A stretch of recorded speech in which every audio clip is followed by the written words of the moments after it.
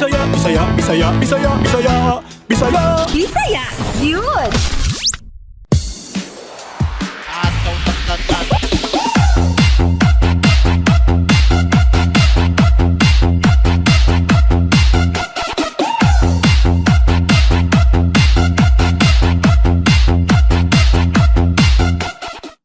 Mayong hapon sa mga kaigsunan natong Bisaya sa Luzon, Visayas ug sa Mindanao. Lakip ang mga overseas Filipino workers. Ako ang inyong higalang Bisaya Communication Secretary Martin Antanar. Kumusta mo tanan? Tunga-tunga na ta sa bulan sa September gawa sa pagbugnaw sa panahon. Nagsugod na po ang klase sa mga estudyante online, modular o limited face-to-face classes man. Bisan ana ang hulga sa COVID-19, tumong gihapon nato ang makatuon. Busa mag-amping kita tanan tungod sa COVID-19 is real. Tinuod gini siya ha. Ayog tuo sa mga fake news para maprotektahan nato dili lang ang atong kaugalingon lakip, ang atong mga pinalangga nga kauban nato sa balay ha. Magpabakuna na aron Merry Christmas kitang tanan. Okay? Karong hapon, tanaw nato og paminaw nato ang mga istorya sa paglaom sa sigurado na aduna mo'y matun-an sa Bisaya. Yun. Atong makauban si Office of the President Asek Girly Veloso para sa mga bagong abli na Malasakit Center. Makauban po nato si Arvin Naive, ang SK Chairman sa Barangay Linabo sa Bukidnon. Ug sa atong Operation Tabang, usa ka amahan ang miduol sa ato pag-usab aron matabangan ang iyang anak na ipailalom sa kidney transplant. Luoy taon. Puno sa serbisyo publiko, inspirasyon ug good vibes ang among ihatod kaninyo karong hapon. Diri lang sa Bisaya gyud na inyo pud mapaminaw sa mga RMN networks. DZXL 558 Armen Manila, DYHP 612 Armen Cebu, DXCC 828 Armen Cagayan de Oro, DXBC 693 Armen Butuan, DXRS 918 Armen Surigao, DXMB 648 Armen Malaybalay. Ug makita sa social media platforms, Bisaya Gyud Facebook page. Pwede sab mo kontak sa Bisaya Gyud sa among hotline number 0908-850-1364 o 0917-848-6469. Good news sa tanan sa mga gusto og load diha aron do na mo'y magamit na pang-text ug pang-internet para sa online classes. Manghatag ta og 100 pesos worth na load. Kini para sa pinakaunang 20 lucky winners. 10 lucky winners sa Globe subscribers o 10 lucky winners pod para sa Smart subscribers. I-text lang ang inyong pangalan o ang inyong address. Ug unya at ang iyang mga load winners nato from last week's episode na ihatod ka nato ni Wences Valdeo, ang LGBTQ coordinator sa City of Golden Friendship. Ang atong Bisaya Gyud Youth Correspondent of the Week. Like, share, and message na dayon. Pagsugod na ta sa mga ratsyada sa balita. Take it away, Jay. Sa Region 7, karong Setyembre 30, ikatak ng ablihan ang Balay Silangan sa Cebu City, kundiin pinasinunggang mamulong nini mao si Maricel Lim sa Philippine Drug Enforcement Agency Regional Office 7. Ang Balay Silangan usa ka reformatory center sa mga gipasangin ng drug pushers kinsa walay pending na kaso o kaha warrant of arrest. Nipailawom sa usa ka workshop ang mga recovery coaches sa City Office for Substance Abuse and Prevention nga gipanguluhan ni John Rodriguez alang sa Balay Silangan. Kining programa sa COSAP hugot na gisuportahan ni Cebu City Mayor Edgar Labella.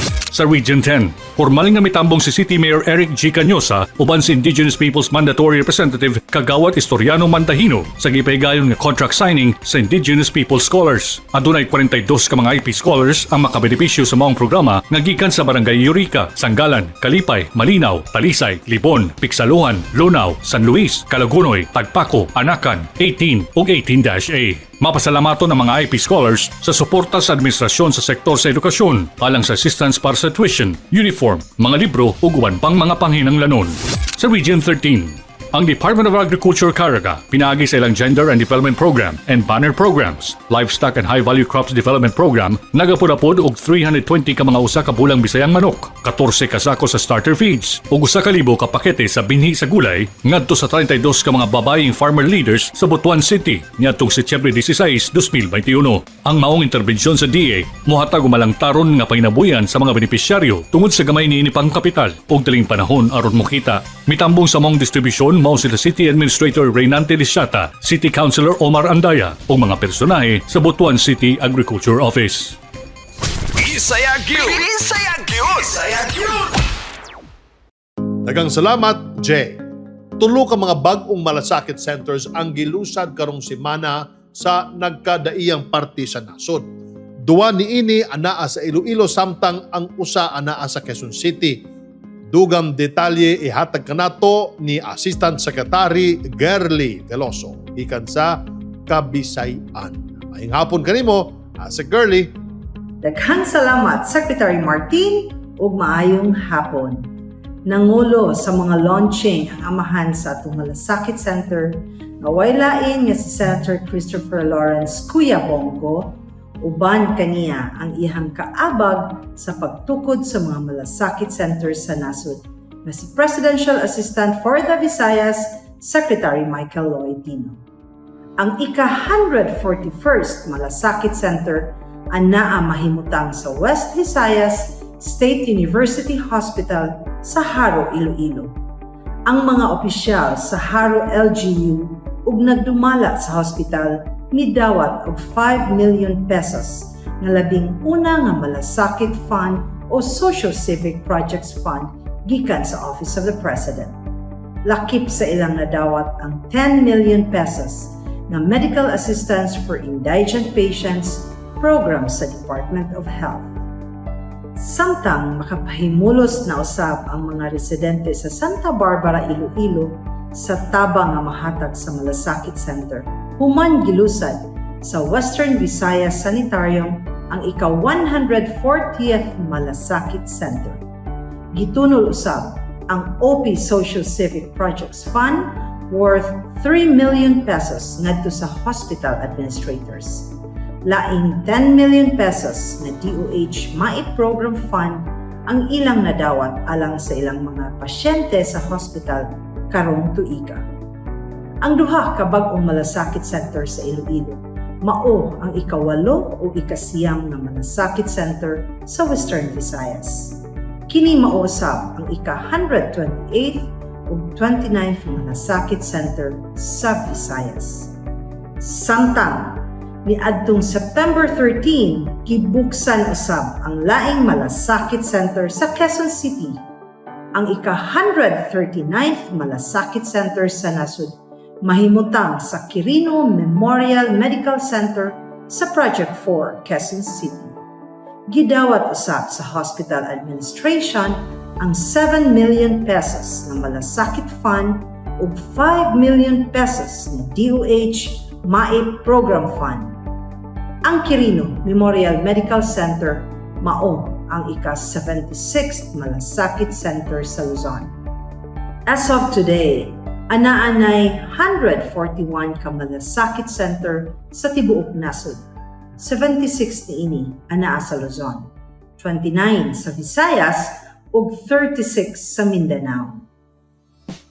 Mao kadto ang atong Malasakit Center update for this week. Kini si Assistant Secretary Gerly Enriquez Veloso. Daghang salamat ug maayong hapon. Bisaya Gyud! Bisaya Gyud! Bisaya Gyud! Daghang salamat sa imong Malasakit Center update, Asek Gerly Veloso gikan sa Office of the President ug sa atong mga kababayan na nabalaka sa ilang hospital bills pangita lang ang Malasakit Center Office sa mga pampublikong ospital sa tibok nasod aron kamo matabangan. Sa atong pagbalik makauban nato sa Operations Tabang si Rodrigo Digong Timones, usa ka public servant, usa ka amahan ug haligi sa panimalay ang nanawagan aron matabangan na masumpayan pa ang kinabuhi sa iyang anak. Tutok lamang ang higala, we will be right back. Kapayapaan at seguridad ay prioridad ni Pangulong Duterte tungo sa maunlad na bayan. Ito ang mga pamana ng pagbabago. Kapayapaan sa Mindanao. Bangsamoro Organic Law at ang bagong Bangsamoro Government. In my term, we will all work and truly work for the benefit of the Bangsamoro people. Paglaban sa mga terorista, paglutas sa isyu ng insurhensya at mga rebelde. Modernisasyon para sa mas pinalakas na sandataan. Proteksyon ng media. Dagdag sahod sa mga sundalo at pulis. Kampanya kontra droga at pagsalba sa kinabukasan ng bayan. Nabawasan ang kriminalidad, mas panatag ang mamamayan at ligtas ang sambayanan. Ito ang Duterte Legacy.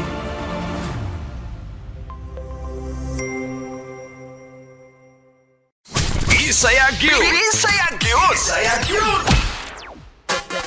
Welcome back mga igala sa Bisaya Gyud. Kini inyong amigo, Communications Secretary Martin Antanar. Ni-appeal ba mo sa atong load promo last week? Karong hapon, ihatod ka nato sa atong bagong youth correspondent, ang LGBTQ coordinator sa City of Hope and Friendship, Wences Valdeo. Ang mga swerteng load winners na mi-appeal sa atong program last week. Kinsa-kinsa sila. Wences. Daghang salamat Secretary Martin ug maayong hapon sa tanan nananaw ug naminaw sa Bisaya Gyud. Kini si Wences Valdeo ani akita karon sa Yakapin Velo Street sa Cagayan de Oro. Karon atong ihatod ang 10 lucky winners sa last week's episode sa Bisaya Gyud. Jayani Yonola from Dimasalang Masbate, Leo Bringel from Panabo City, Davao del Norte, Nenelin Libaton from Negros Oriental, Florita Chumali from Bohol, Lorna Macarine from Butuan City, Melvin Antipuna from Surigao City, Alfe Marganias Tubaon from Bayugan City, Analiza Puzal from Gihulgan City, Negros Oriental, Roel Torrenueva Ayag from Daguhoy, Bohol, Clarissa Yustacue from Cebu City.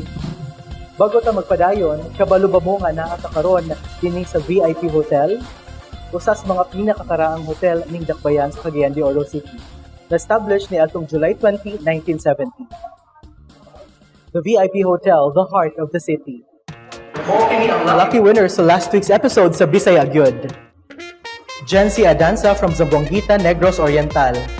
Lovely Joy Roses from Mandawi City. Ricky Baiser from Socorro, Surigao del Norte. Rome Campus from Capiz. Romam Burato from Tagbilaran City. Junicio Magdayo from Bohol. Roselito Escopete from Surigao del Norte.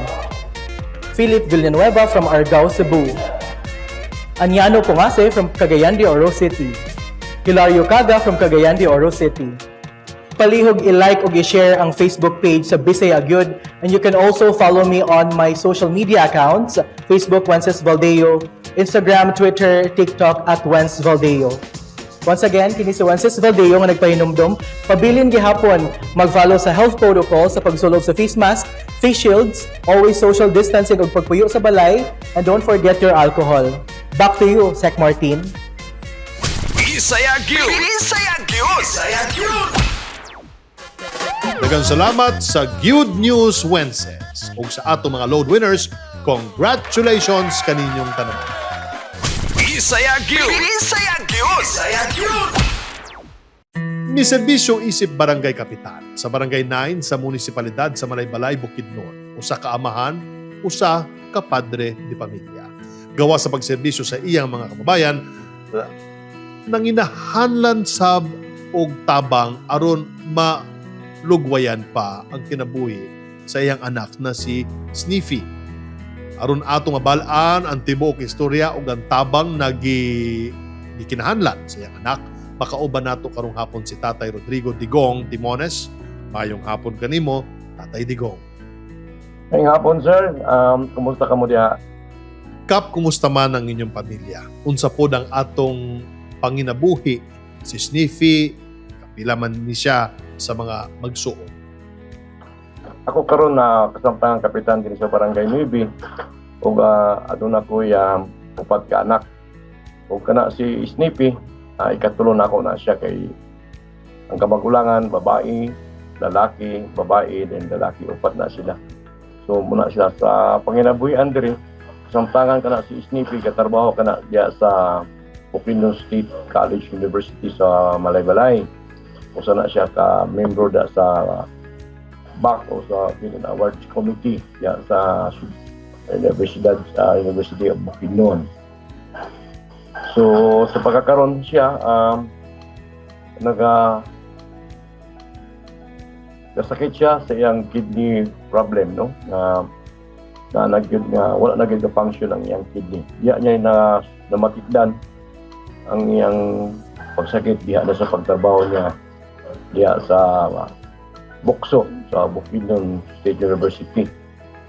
Pwede ba nimo sultihan aning sakit ni Sniffy Cap diun sa pagsugod ani inyang sakit? Nagsugod ang iyang kidney problem niya itong tuig 2017. Bulan sa Oktubre na mo siya na matikdan na nag-kidney failure lagi siya. So nag-undergo siya sa iyang dialysis din sa Malaybalay diya sa St. Jude Hospital. Kung na-come up na yun ang panahon nga gi-advise na gid siya nga kinahanglan mag 3 times na gid siya og dialysis. O mayo na lang kaluhis sa Ginoo, adunay mga malumong kasing-kasing nga nagboluntaryo nga modonate sa iyang kidney aron compatible na magcompatible sila matransplant siya sa iyang kidney. Namatikdan ko na siya nagalikramo sa iyang cram sa iyang TL. So during the time naapa siya sa siyudad sa Malaybalay katrabaho as a back member gihapon sa Bison Award Committee. Mao na tong gayon nga nagdeklarar na ang atong panggamanan nga sa procurement services na mag-procure na kita og mga equipment pinaagyo na gyud sa procurement procedures. So hangtod nga kinahanglan siya og ang BSU maadunay mga knowledge usab sa bag-o nga pamaagi sa procurement services. So nakatransfer siya dito trabaho sa BSU. Dito nakita na mo nga sige na siya gram ang iyang TL. O finally nakita na yun nga nagpa-check up kami, nakita nga may mga problema na ang iyang pag-ihi, no? So antod na come up na gid sa endpoint sir nga na hindi na gid function ang iyang kidney. So gi-recommend na gid ni Dr. Sandoval for dialysis nagsugod niya na. So namatikdan ko na sa Batanon pa siya. Mahilig gid siya sa pagkaon sa mga junk foods. Kaya bisan sa opisina pa na siya, pwede naman yun to, magpalong na mga junk foods dito, mag-inom og coke.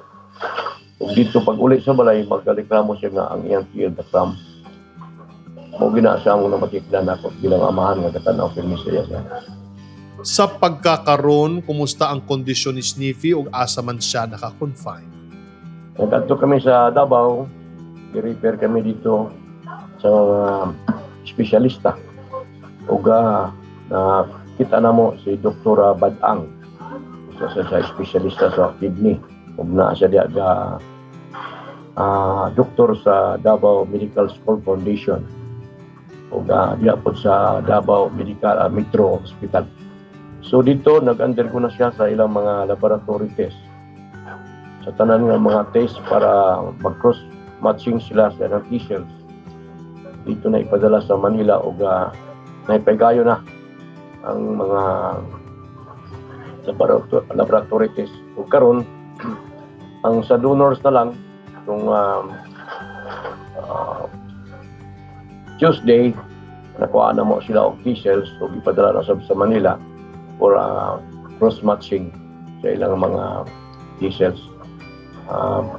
Kung karon paputo na lang mo ang resulta dito sa Manila kung compatible ba silang duha na pwede siya mahimo ng kidney transplantation.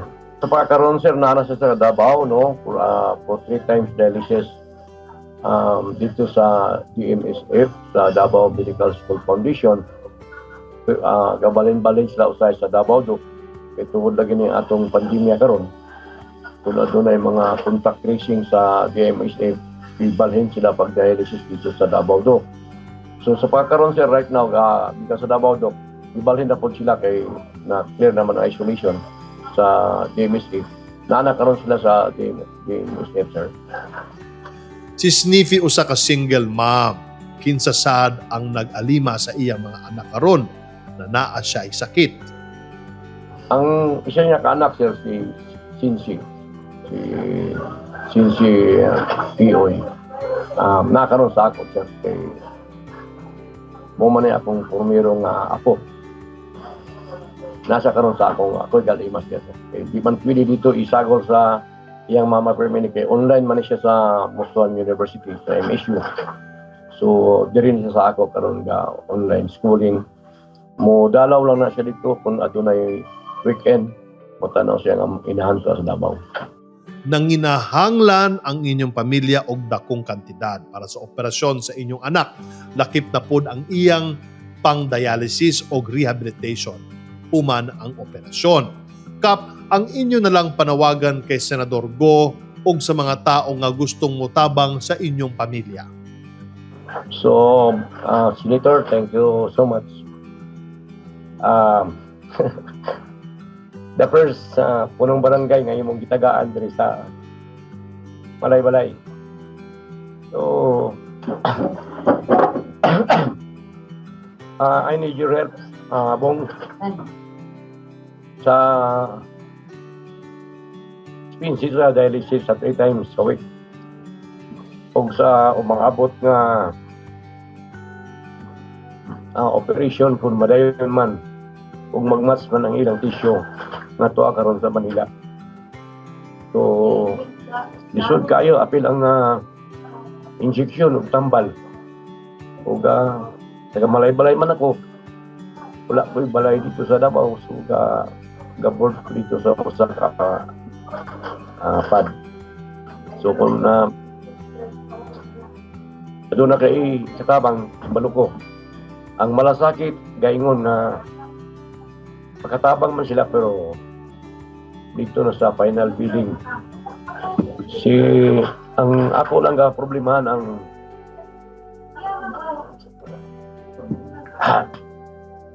iyang nga pag dialysis sa 3 times a week na in every session pinapangayuan siya 2,000 ang iyang ipoten na injection matag 5,000 dito sa Davao. So sa kadugay nga panahon sa dito sa laboratory nga mga pag-testing sa iya, dako na gyud ang kantidad na akong nagasto. Salamat ko sa mga iyang mga kabats, mga igagaw. Anong naikatabang kami niya. So, nanabang ko rin mo Senator Bong, kung pili matabangan ko rin mo. Dahan salamat sa imo Bong. Ang kaso sa inyong anak, Kap, among ipaabot sa dawatan ni Senador Bongo. Kaning iyang kondisyon, amo kining tun-an aron amo siyang matabangan. Okay? Salamat, Kap Digong. Salamat kayo. Salamat kayo sa inyo diha no sa tanan si staff sa Bisaya gyud. Ipaabot ko nga magpadayon ng inyong pagserbisyo. Sila kanang sa among kauban sa Kabisayan. Bisaya Gyud! Bisaya Gyud! Bisaya Gyud! Sa atong pagbalik, makauban nato si Sangguniang Kabataan Barangay Linabo, Balay-Balay, Bukidnon Chairman Arvin Naive. Tutok lang mga higala, we will be right back. Pangako ni Pangulong Duterte ang komportableng buhay para sa mga Pilipino. Kaya tuloy-tuloy ang mga pamana ng pagbabago. Build projects, rehabilitasyon ng MRT3 at iba pang mga bagong trend. These are a testament that we have greatly eased the grueling experience of traveling and commuting. Skyway Stage 3 at mga proyekto magpapaluwag ng EDSA, Central Luzon Link Expressway, Cebu-Cordova Link Expressway at mga bagong expressway at highway, bagong terminal building ng Clark International Airport at iba pang airport projects. Mahigit 29,000 kilometro na kalsada, mahigit 400 seaport projects, mga bagong tulay, rehabilitasyon ng NAIA at wala ng laglag bala, at mahigit 6 na milyong trabaho mula noong 2016. Ito ang Duterte Legacy. Bisaya Gyud. Bisaya Gyud. Bisaya Gyud. Sa atong mga kaigsuunan na lahutay sa pagpaningkamot aron mabangon ang ilang panginabuhian karong panahon sa pandemya, sa atong mga kumbati ng mga frontliners, mga jeepney, taxi o mga travel drivers na naminaw karon sa Bisaya Gyud. Maayong hapon kaninyong tanan. Gawa sa mga programa o proyekto ang mga opisyalis sa Sangguniang Kabataan sa Barangay Linabo, Bukidnon sa bag-o lamang natapos na selebrasyon sa Linggo ng Kabataan, mihimo og webinars aron ma-inspire ug ma-uplift ang spirits sa atong mga kabatan-unan bisan sa pandemya. Para sa mga detalye, makauban nato karon hapon si Sangguniang Kabataan Barangay Linabo Chairman Arvin Naive. Mayong hapon kanimo, Arvin. Maayong hapon na sab kanimo diha, Secretary Martin. Mapasalamaton kita gayud sa pipila ka higayon ani ana pod kita ma-interview nining imong programa o sa atong live viewers. Welcome ug maayong adlaw kanatong tanan. Arvin, aduna mo'y gihimong inspiring o creative way sa selebrasyon ninyo sa Linggo ng Kabataan last month. Please tell us more about the celebration. Sa ingon kasayo hinungdanon nga punto sa atong kinabuhi na sinati nato, mga kabatan-unan ang usa ka krisis sa kalibutan dili lamang sa kahimsog sa publiko apan sa daghang bahin sa atong katilingban. Dala niini daghan ang pagsulay o kabag-uhan nga atong naaguman ni atong niaging tuig ug lakip na niini karong mga panahona. Busa ang SK official nagpadayon sa pakiglambigit sa atong mga kabatanunan o naghimo og mga inisyatibo sa niagi ng atong bulan nga pag-celebrate sa atong Linggo ng Kabataan.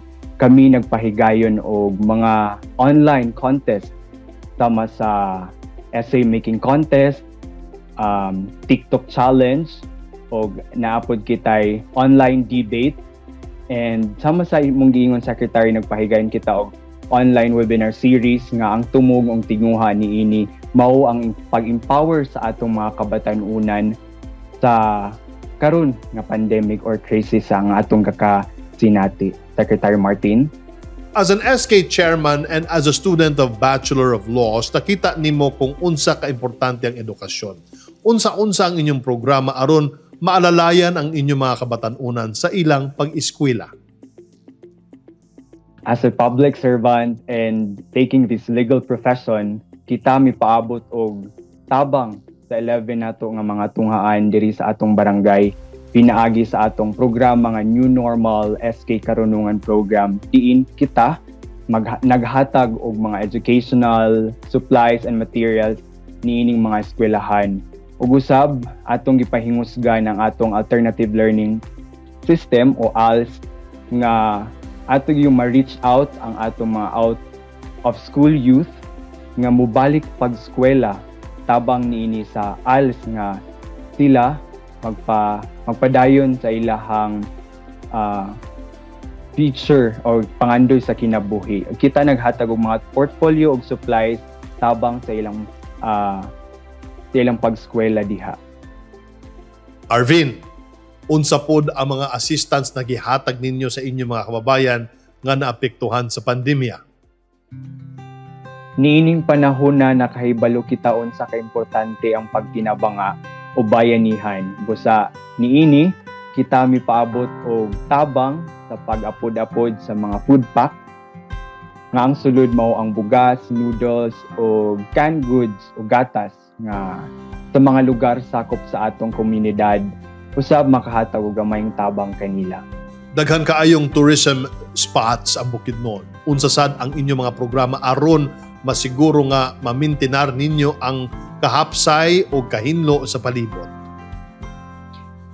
Kita mapasalamaton diri sa Bukidnon, gihatagan kita og mga tsada nga turismo, mga bukid nga pwede maadtuan, maka-hike o maka-camping og resorts nga mauban nato atong pamilya ug atong mga amigo ug amiga. Ug aron ma-preserve ang atong environmental tourism, kita naghatag og pagtagad sa sama sa pag-tree planting and tree growing activity and cleanup drive. And we also conducted online webinar series nga sa atong environmental awareness campaign. Arvin, wala pagyapon natapos ng pandemya. How do we encourage our youngsters to get vaccinated? Sa atong mga kabatanunan sa makanako, kini atong hinumduman, no? Kay ako makatabang sa akong kaugalingon sa mga tao nga nagpalibot kanako ug ang importante gayud sa atong pamilya nga kita dili na magduha-duha and be excited to get your vaccine.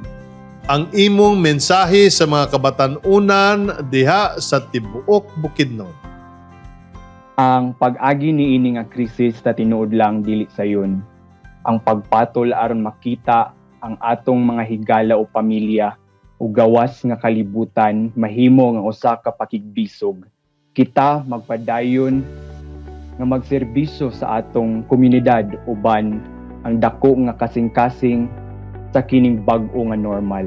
Pero bisan pa niini, hagit kini kanamo mga SK officials nga dili mohunong apan magpadayon sa away kontra niining pagsuway.